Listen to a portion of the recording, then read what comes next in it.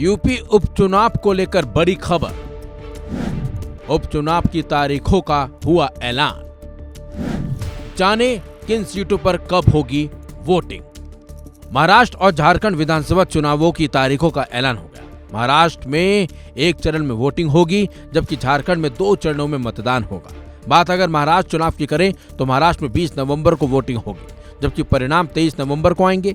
बात वहीं झारखंड की करें तो झारखंड में पहले चरण की वोटिंग 13 नवंबर को होगी, जबकि दूसरे चरण का मतदान 20 नवंबर को होगा। परिणाम 23 नवंबर को ही आएंगे। इसके साथ साथ चुनाव आयोग ने उपचुनाव की तारीखों का भी ऐलान कर दिया है। बात अगर यूपी के उपचुनाव की करें तो उत्तर प्रदेश में विधानसभा की 10 सीटों पर उपचुनाव होने हैं, लेकिन अभी सिर्फ 9 सीटों की ही तारीखों का ऐलान किया गया है। उत्तर प्रदेश में 13 नवंबर को 9 सीटों पर उपचुनाव की वोटिंग होगी, वहीं 23 नवंबर को उपचुनाव के नतीजे सामने आएंगे। उत्तर प्रदेश की जिन सीटों पर उपचुनाव होने हैं उनमें मैनपुरी की करहल, कानपुर की सीसामऊ, प्रयागराज की फूलपुर, अंबेडकर नगर की कटहरी, मिर्जापुर की मंझवा, गाजियाबाद सदर, अलीगढ़ की खैर, मुजफ्फरनगर की मीरापुर और मुरादाबाद की कुंदर की सीट शामिल है। इस उपचुनाव में समाजवादी पार्टी और कांग्रेस मिलकर मुकाबला करने की योजना बना रहे हैं।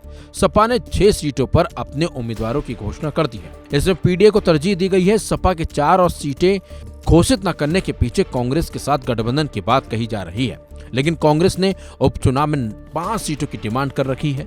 वहीं बीजेपी की योजना 10 में से 9 सीटों पर लड़ने की है और 1 सीट पर सहयोगी दल राष्ट्रीय लोकदल के लिए छोड़ सकती है। बता दें आपको, समाजवादी पार्टी ने करहल से तेज प्रताप सिंह यादव, सीसामऊ से नसीम सोलंकी, फूलपुर से मुफ्तफा सिद्दीकी, मिल्कीपुर से अजीत प्रसाद, कटेरी से शोभावती वर्मा और मंझवा से ज्योति बिंद को प्रत्याशी बनाया है। वहीं बीएसपी ने भी 4 सीटों पर अपने प्रत्याशियों के नामों का ऐलान किया है। फिलहाल बीजेपी गठबंधन और कांग्रेस ने अपने एक भी प्रत्याशी के नाम का ऐलान नहीं किया है।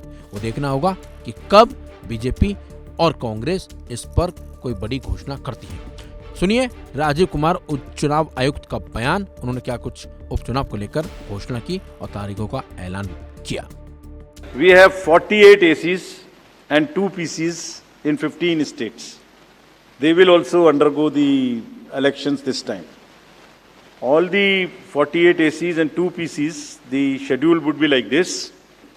All the except 1 AC and 1 PC, where because of the festivities in some region, all 47 ACs and 1 PC of Kerala would undergo the election along with the phase 1 of Jharkhand.